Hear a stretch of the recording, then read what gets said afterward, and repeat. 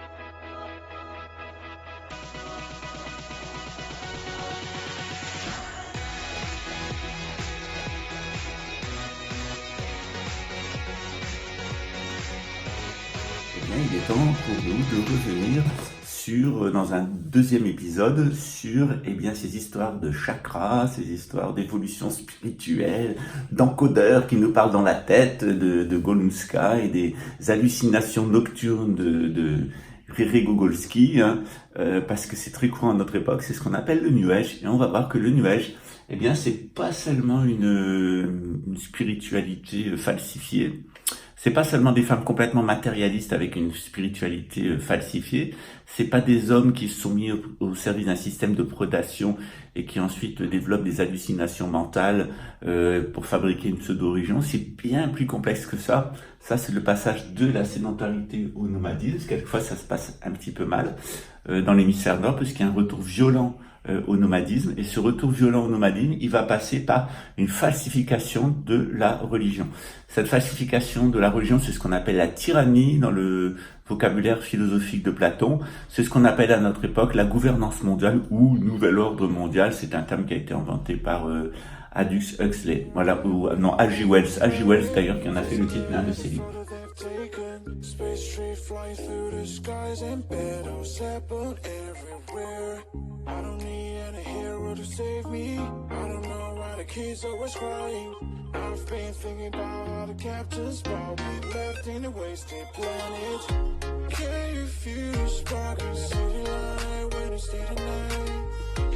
That's the sparkles from my beating heart. Aujourd'hui, on va voir comment on est passé de la timocratie juive avec la religion mosaïtique et puis le davidisme au sein du temple de Jérusalem. C'est ce qu'on appelait la timocratie judée. On est passé à l'oligarchie française, terrienne, avec la religion catholique, la mystique franque, avec sa Rosa Mystica, celle cette grande spirale des cathédrales. Puis on est arrivé à notre époque à quelque chose de beaucoup plus complexe pour les peuples.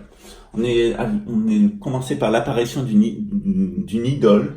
Toutes les civilisations ont été détruites au profit d'une idole qu'on appelle la nation. Cette nation, ce nationalisme, vous l'avez particulièrement vécu à Paris avec Philippe le Bel, mais à travers le nazisme, qui est quelque chose qui est absolument contraire au christianisme et qui est le fondement même de la société anthroposophique de Rudolf Steiner.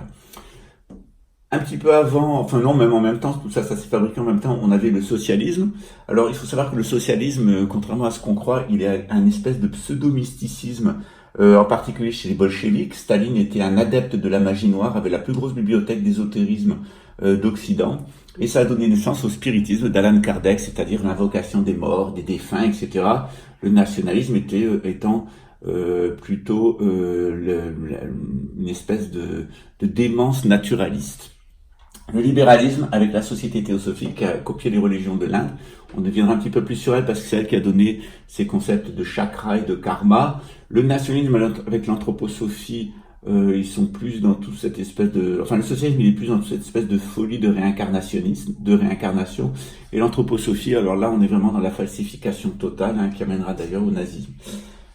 Cette théosophie qui est portée par le libéralisme, jusque dans l'immeuble le plus libéral au monde, c'est l'immeuble des Nations Unies, qui a été offert par la Fondation Rockefeller à New York, eh bien, il est lié à ce qu'on appelle le sionisme internationaliste. C'est le sionisme mondialiste. Alors, ce sionisme-là, il a absolument rien à voir avec les Juifs, il a rien à voir avec l'État d'Israël. C'est une autre vision, celle de la couronne britannique. C'est pour ça que je vous ai indiqué Londres. On en arrive, eh bien, à la grande tyrannie dans laquelle on rentre, qui est organisée par l'Union européenne, les USA, le massacre d'Israël qui est en cours, et hélas, depuis la Suisse avec les psychopathes de Rasta Boubou.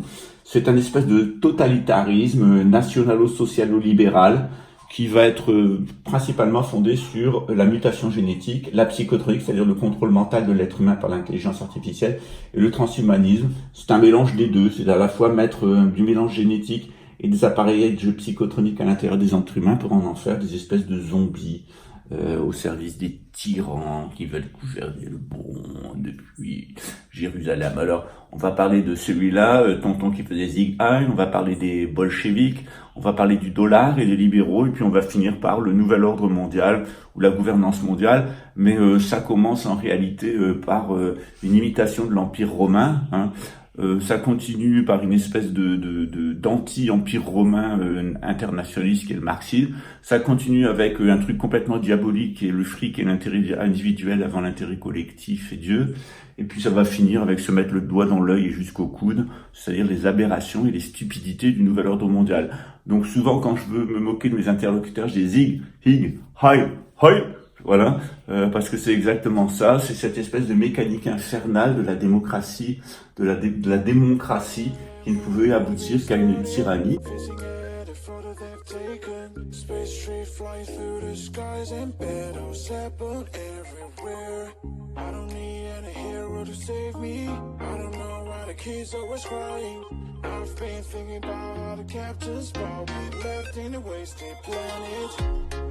Alors on va voir comment ça se... Je vous ai déjà expliqué tout ça d'un point de vue religieux, je vous ai déjà expliqué tout ça d'un point de vue politique.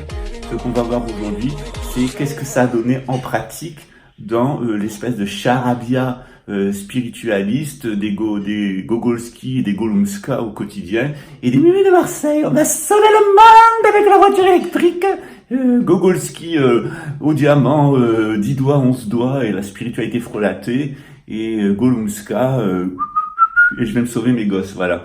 Donc vous avez les 3 niveaux de déchets ultimes de la civilisation occidentale, c'est-à-dire les occidentaux qui se prennent pour des sauveurs alors qu'ils sont les assassins de l'humanité et de la planète, hein. S'il y a vraiment quelque chose qui doit être sauvé, c'est vraiment le monde et l'humanité qui doit être sauvé de la mentalité occidentale, de ces pseudo-sauveurs du monde, écolo-bobo.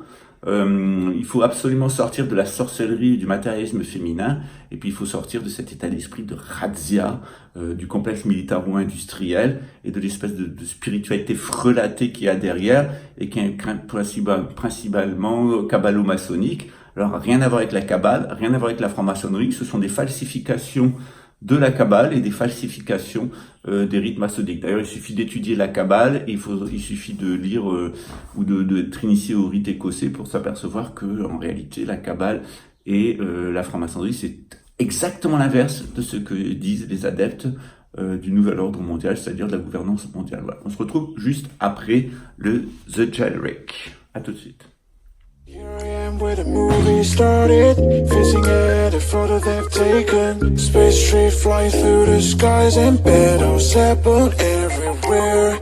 I don't need any hero to save me. I don't know why the kids always crying. I've been thinking about how the captain's ball we left in a wasted planet. Can you feel the spark in city light when it's day to night? That's the sparkles from my beating heart when it breaks so hard. Here I am where the movie started, facing at a photo they've taken. Space tree flying through the skies and battles happen everywhere. I don't need any hero to save me. I don't know why the kids always crying. I've been thinking about all the captains, but we left in a wasted planet. Can you feel the spark in the city light when it's day to night? That's the sparkles from my beating heart when it breaks so hard. Bien entendu, je ne compte pas tout dire dans une simple vidéo de 30 à 40 minutes, ni de 10 minutes encore moins. Et bien entendu, nous avons des cours au temple où tout ceci vous est expliqué au pas à pas. Vous avez des notions d'histoire des religions, d'histoire des idées politiques, d'histoire des institutions, de philosophie, de sciences bouddhiques, de gnose en général. Ce qu'on va voir aujourd'hui, eh bien, c'est que ces grandes idéologies dont je vous ai parlé, elles ont naissance à des monstruosités. Ces monstruosités sous fond de concert de chiens habituels à Rio. Ces monstruosités nous ont donné la plupart des concepts de notre époque, des concepts New Age. Tout d'abord, les notions qui sont arrivées par le spiritisme d'esprit et de réincarnation, l'esprit des défunts, les esprits des morts, les réincarnations. Et d'autre part, ces histoires de chakras, de roues, cette histoire de karma, et puis cette histoire de d'énergie cosmique, de nature, etc., la Rudolf Steiner. Vous avez là une dégradation, eh bien, de toutes ces idéologies complètement aberrantes, cette pensée complètement aberrante qui est la pensée de l'Occident, la pensée New Age, avec l'arrêt des esprits, la réincarnation, le karma, les chakras, cette énergie cosmique, ce grand tout, toute cette doctrine environnementale, sous fond en fait d'un projet génétique, psychotronique et transhumaniste, qui est le propre de la tyrannie du nouvel ordre mondial, qui est un espèce de nationalisme socialiste libéral, totalitaire, qui entend gouverner toute la planète depuis Israël, mais en réalité c'est fait depuis la Suisse, parce que les pauvres juifs comme les pauvres francs-maçons n'ont absolument rien à voir dans cette galère, comme disait Molière. Voilà. Bien, tout ça parce qu'on a quitté la religion catholique et la mystique franque pour rentrer à travers le spiritisme, puis l'anthroposophie, et enfin la théosophie de Blavatsky, puis l'anthroposophie de Rudolf Steiner, une espèce d'égout. Un égout qui a un côté politique, qui est le nazisme, le bolchevisme et le sionisme internationaliste, mais de l'autre côté, qui n'est autre que le nationalisme, le socialisme et puis le libéralisme économique, qui sont les trois grandes idéologies qui ont ensanglanté le XXe siècle. Tout ça, au début du XXe, jusque vers 2028, nous amène dans le cadre de cette grande tyrannie, qui en réalité va être une caricature en mode inversé de ce qui s'était passé du temps de la timocratie juive, avec la religion mosaïtique, et le davidisme avec la religion du temple de Jérusalem. Tout ça, c'est une parodie, la parodie de l'antéchrist, mais cette parodie de l'antéchrist, elle s'est principalement attaquée, en plus du réseau politique, des idées politiques, elle s'est principalement attaquée eh bien, à la pensée religieuse et à l'initiation. Et c'est ce qu'on va voir maintenant, et on reviendra donc sur William Reich. Alors, je ne vais pas détailler toutes ces erreurs dans le parfait détail, on fait ça autant, mais je vais vous donner quelques idées qui vont vous éclairer, parce que généralement, ce qu'on entend par esprit, par réincarnation, par chakra, par karma, par cette espèce d'énergie cosmique, ce grand tout ne se trouve absolument pas dans les religions et dans les initiations auxquelles le New Age prétend se rattacher. Le New Age est une imposture, c'est une espèce de soupe de confusion qui est servie par la sphère de l'antéchrist pour amener son pouvoir et détacher les gens des religions et des initiations traditionnelles. À tout de suite. L'aberration du monde moderne, ou cette aberration qui est le monde moderne, elle est très récente, elle prend place avec le nationalisme à partir de Philippe le Bel au XIVe siècle, mais elle va plus s'affirmer d'un point de vue intellectuel avec René Descartes, qui est le plus grand imbécile de tous les temps. Traditionnellement, on a l'esprit qui est tourné vers la métaphysique. Alors la métaphysique, elle est rendue visible par les astres, les 12 constellations zodiacales, 9 constellations polaires, les 7 astres du système solaire, Soleil, Lune et 5 planètes. Ensuite, il y a notre corps physique qui est composé de 5 éléments, et entre les deux, il y a notre âme. Voilà, ça c'est la disposition traditionnelle, corpus anima spiritus de Saint Paul, qui a toujours valu au cours de l'histoire. Maintenant, on va voir qu'il va y avoir une super inversion de Descartes, et que cette inversion, en fait, elle va amener toute la suite, c'est-à-dire ces histoires d'esprit, de chakra, etc., n'auraient pu apparaître sans cette première inversion, celle du rationalisme. Donc, être rationaliste, c'est vraiment être d'une stupidité absolue.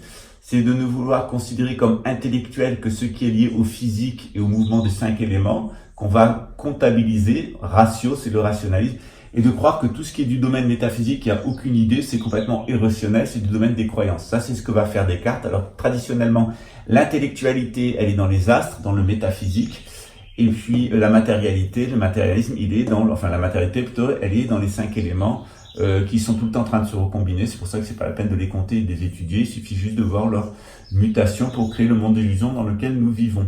Donc Descartes a posé le problème, un monde fini, un monde fixe, un monde d'atomes qu'on peut compter, et puis un monde métaphysique qui est incompréhensible. En ceci, il est le plus grand destructeur jamais existé des traditions spirituelles. Il anticipe tout ce qu'il y a eu après, mais tout ça, ça n'a pu apparaître que parce que le christianisme avait atteint un niveau de pourrissement qui est absolument exceptionnel au Vatican, avec les Borgia et d'autres. Je vous renvoie d'ailleurs à la série Netflix. Vous avez 2 séries en ce moment que vous pouvez voir, qui sont les Borgia et les Templiers.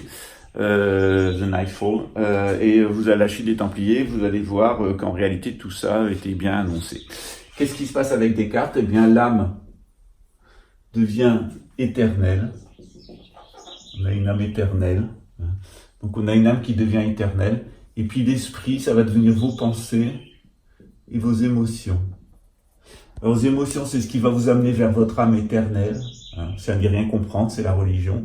Et vos pensées, qui deviennent l'esprit, l'esprit rationnel et l'esprit irrationnel. Et cet esprit irrationnel va vers ce qui est éternel et votre âme, etc. Et votre esprit rationnel, vos pensées, vous amenez vers une matière finie, avec évidemment, le matérialisme, l'existence de la matière, alors que traditionnellement c'est une illusion. Ça, c'est Descartes. À partir du moment où Descartes a amené l'idée qu'il y avait des âmes éternelles, on se demande bien qu'est-ce que c'est que ces esprits, ces esprits selon le spiritisme. Eh bien, ces esprits selon le spiritisme, c'est tout simplement les résidus psychiques des défunts, c'est-à-dire que traditionnellement, lorsqu'une personne décède, elle va laisser derrière elle ce qu'on appelle des résidus psychiques, et c'est ces résidus psychiques que Allan Kardec va penser des esprits avec lesquels il va rentrer en contact dans des séances alors là c'est pas l'eau diamant 10 doigts 11 doigts et toutes les conneries de Néron, Héron, Petit Patapon, le roi des couillons venu. Alors ces résidus psychiques qui peuvent éventuellement avoir une certaine cohérence et puis produire des effets au niveau de l'illusion, au niveau matériel, eh bien ces résidus psychiques ils sont dans le spiritisme invoqués, et puis il va revenir toute une histoire en disant que ces résidus psychiques qu'on prend pour des esprits ont une certaine circulation, d'où la théorie de la réincarnation. Donc traditionnellement, on dirait qu'il y a des résidus psychiques qui vont vers qu'ils ont tendance à contaminer les gens et à se dissoudre, aller vers les enfers. C'est ce qu'on dit traditionnellement, c'est ce qu'on appelle les mânes ou ce qu'on appelle les résidus psychiques qui vont vers leur dissolution. Dans l'inversion cartésienne, eh bien, ces mêmes résidus psychiques vont devenir des esprits qui vont se réincarner. Donc, quand on vous dit que vous êtes une réincarnation comme notre chère copine Golunski, qui était la réincarnation de la plus grande déesse, du plus grand temple d'Isis de toutes les Égyptes, c'est ce qu'elle nous racontait, eh bien, en réalité, ce qu'elle veut dire, c'est qu'elle avait des résidus psychiques démoniaques qui venait très certainement de cette époque-là. Mais comme elle n'a pas le bagage, comme elle n'a pas la connaissance et qu'elle est embarquée dans son ego, elle prend son moi fondamental, son soi, pour les résidus psychiques, c'est-à-dire les sous-personnalités. Et à partir du moment où on est rentré dans ce cirque des esprits et de la réincarnation, eh bien, on va continuer avec le reste. Et le reste, c'est quoi? Eh bien, c'est ce que va amener la société théosophique. C'est une histoire de karma absolument délirant, c'est-à-dire qu'à partir du moment où vous avez une mémoire, eh bien cette mémoire, elle va vous conditionner, voilà, là c'est mon karma, je dois le payer, etc.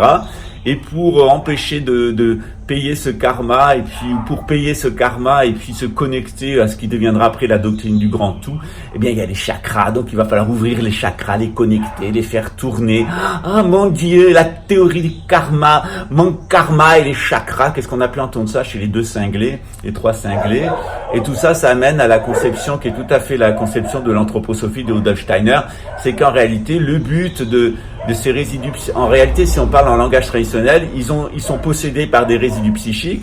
Ces résidus psychiques les obsèdent, leur font croire qu'ils ont une destinée, les poussent à ouvrir leur centre subtil pour ensuite se connecter avec des lieux dans l'environnement ou pour être complètement possédé par des entités démoniaques. Voilà. La réalité, c'est ça, mais dans leur langage à eux, du New Age, eh bien, les esprits se réincarnent et la réincarnation de l'esprit génère son karma et son karma fait que les chakras vont devoir être connectés au grand tout cosmique en allant, si possible, chercher des rituels dans les cultes des ancêtres chez les Indiens d'Amérique du Nord ou chez les peuples du Pacifique, parce que la sorcellerie, elle est là, on l'a vu exactement là, c'est de la sorcellerie à l'état pur, c'est de la spiritualité frelatée pour homme qui est passé de la razzia à la fabrication d'une espèce de fausse religion autour de son petit ego de il est parfait le rêve. Voilà. Donc c'est Gogol qui se prend pour un gourou, mais qui est quand même un Gogol, voilà. Et on a tout le processus de déchéance de la civilisation occidentale, et ça va très certainement atteindre son comble avec William Reich, et c'est de lui dont on va parler maintenant, parce qu'on est vraiment là dans les égouts de la modernité. William Reich, qui c'est? William Reich, c'est un disciple de Jung, c'est un savant du milieu du XXe siècle. Qu'est-ce qu'il va découvrir? Il va découvrir ce que disent toutes les sciences traditionnelles, c'est qu'il y a un flux énergétique général. Généralement, on le capte à travers l'alimentation, on le capte à travers les pratiques spirituelles que l'on a et les pratiques donc religieuses et initiatiques. Par contre, ce flux énergétique, il est encombré de mémoire, et ces mémoires, elles vont avoir tendance à rendre certaines parties de notre corps extrêmement rigides. C'est ce que William Reich va découvrir avec les 5 cuirasses. Donc l'objectif de William Reich, c'est d'augmenter l'énergie interne, notamment avec des appareils à orgons, pour émettre de l'orgon, ce qu'on appelle des orgonites. Et puis il va commencer à travailler les mémoires, à les dissoudre dans ce qu'il appelle les cuirasses. Alors ce faisant, il croit bien faire, c'est-à-dire qu'il veut enlever les résistances mémorielles qu'il y a à l'intérieur des personnes et il veut augmenter leur niveau d'énergie. A priori, c'est ce que font toutes les initiations spirituelles, puisqu'on dissout les mémoires et on donne plus d'autonomie du point de vue énergétique à la personne. Sauf que chez William Reich, il y a toujours l'inversion corps-esprit de Descartes, et que chez William Reich, il y a une connaissance métaphysique. Donc on se retrouve exactement dans la préparation de ce totalitarisme de la fin des temps, c'est-à-dire qu'on va effacer ou créer de nouvelles mémoires pour vous créer un ego artificiel à volonté, et puis on va vous nourrir avec des champs électromagnétiques pulsés, que ça soit avec des appareils à orgonite ou que ça soit avec des appareils de psychotronique ou de la pollution électromagnétique. On va avec la 5 et la 6G, c'est exactement la même chose. En réalité, tant qu'il n'y a pas de réalisation métaphysique, c'est-à-dire que tant que les choses ne sont pas comprises d'un point de vue spirituel, on peut donner à une personne toute l'énergie qu'elle veut, on peut lui effacer toutes les mémoires qu'elle veut, ça sert strictement à rien. Et c'est toute la différence entre un éveil et un contre-éveil. L'éveil véritable, il mène à la réalisation, puis à la libération. C'est pour ça que on passe du domaine physique, de l'éveil par des postures physiques, au domaine de la réalisation psychique et ensuite au domaine de la libération qui est complètement spirituel. Tandis que dans le New Age, on a un phénomène qui est complètement inverse. On va commencer par une espèce de phénomène de libération de l'énergie. Ensuite, on va essayer de travailler sur un système de réalisation de toutes les mémoires. Et puis au final, il n'y a plus aucun éveil. L'être est mort psychologiquement, et toutes ces techniques d'orgonite, de William Reich, toutes ces techniques de New Age vont vous amener aussi certainement à la mort spirituelle que ne peuvent le faire d'ailleurs les injections, parce qu'en réalité l'une ne va pas sans l'autre, c'est-à-dire que vous allez d'autant plus accepter les injections et d'autant plus avoir d'abord plus de spiritualité et ensuite une contre-spiritualité, parce que dans votre cerveau il n'y a plus les organes qui vous permettent d'avoir une véritable spiritualité et une véritable réalisation, éveil, réalisation et libération. Mais on va commencer par amener une contre-libération énergétique, ensuite une contre-réalisation. On vous fait prendre ce qui est noir pour ce qui est blanc, ce qui est blanc pour ce qui est noir. C'est exactement la mission du Dajjal. Et puis au final, vous n'aurez aucun éveil spirituel et vous serez définitivement condamné d'un point de vue spirituel. C'est à ça que mène le New Age. On a eu un sacré nombre de gogoles New Age dans notre projet qui ont fini sur le tas de fumier, et grâce à Dieu, et même si on a été très attaqué au niveau du village, qui est le niveau corporel, même si on a été extrêmement attaqué au niveau de psychique, c'est-à-dire dans nos activités économiques et sociales, au niveau spirituel, les attaques se seront tournées contre eux, parce qu'en réalité, Satan est le singe de Dieu, et qui sert Satan va à sa propre perte. Évidemment, il faut laisser Lucifer parce que Satan l'habite. Voilà, sur cette grande notion spirituelle bien connue de tous, je salue mes frères, je vous souhaite le meilleur pour la suite. Dites aux gens que vous aimez, que vous les aimez, c'est très important.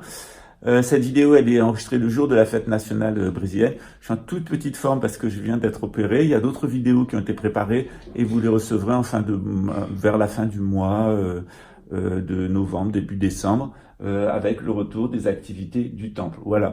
N'oubliez pas de dire aux gens que vous aimez, que vous les aimez, parce que même s'ils le savent, même s'ils en sont sûrs, même s'ils le constatent chaque jour, eh bien, ça fait toujours du bien à entendre. Donc, dites aux gens que vous aimez, que vous les aimez. En tout cas, moi, je vous aime et je vous le dis, je vous aime. Ciao, à bientôt.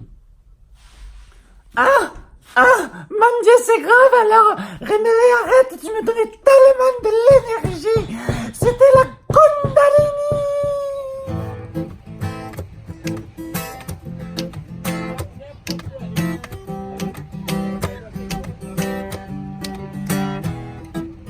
Esta noche te encontré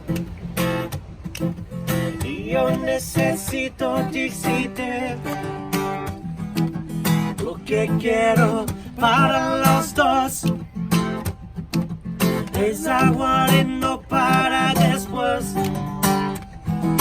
Sabe que eu te olhava o tempo todo a dançar, esperando o tempo certo pra te convidar. Já imaginando, desenhando na minha mente, você bem pertinho, vai descendo lentamente, deixando invadir a sua zona de perigo, sussurrando o que te provocar no seu ouvido. Vem dançar comigo juntinho no meu castelo, te mostrar de vez o que eu faço, o que eu quero. É loucura, mas você deixou meu corpo sentindo o calor, fazendo perder o meu ar. Deixa eu te mostrar o que provocou, perigo desencadeou e não tem como voltar atrás. Se é amor, sei lá, nem quero pensar. Se estou com você eu vou. Se é amor, sei lá, nem quero